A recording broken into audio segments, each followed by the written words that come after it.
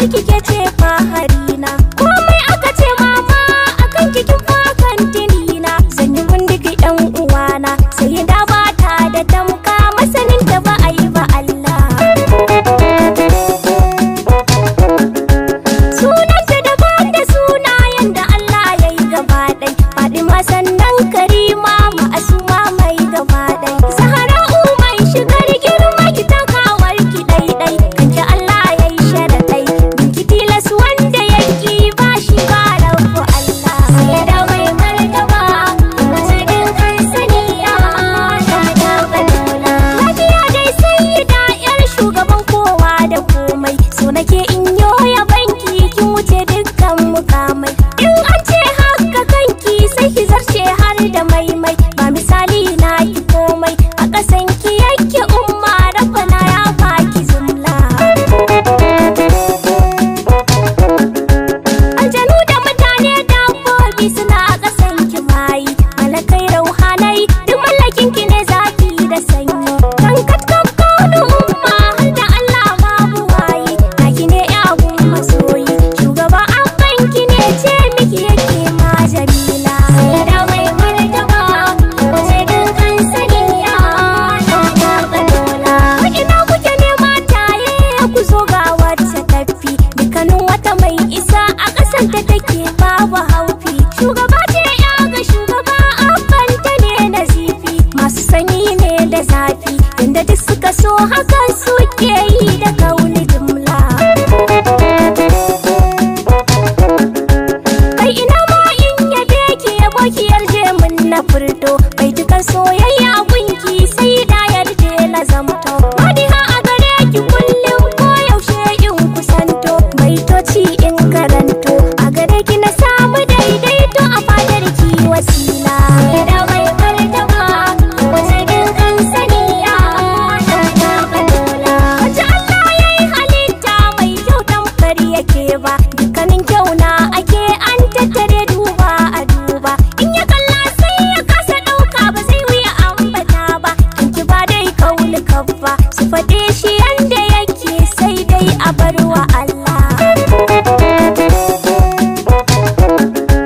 Labbaiki adan nubuwa da risala ya makiya. Labbaiki cikar rabautar duk halitta madaniya. Labbaiki ta gomashin yau malkiya mata kaukabiya.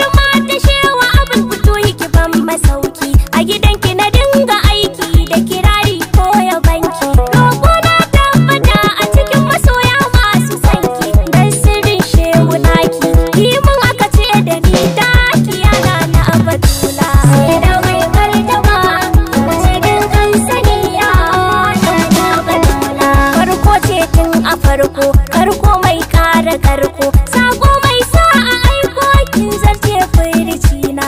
Ya sayyida Batula, ya saitin hankalina. Ya sayyida Batula, ke ce mai kau da barna. Ya sayyida Batula, taskar Allah fitatta kin barata da rata, kaunar ki ce rabauta sha tambura na girma. Ya sayyida Batula, ya sayyida Azima. Ya sayyida Batula, a gurin shi ya na'ima. Na gaida ke Hamida, ya sajida shahida, ke ce yanzu da tanda abbanki ne Habibi. Ya sayyida Batula, Allah ya ba ku kambi. Ya sayyida Batula, wallahi mu fa mun bi. Ya sayyida Batula, hanyar ki ko da zurfi mai ki mu ba shi kaifi.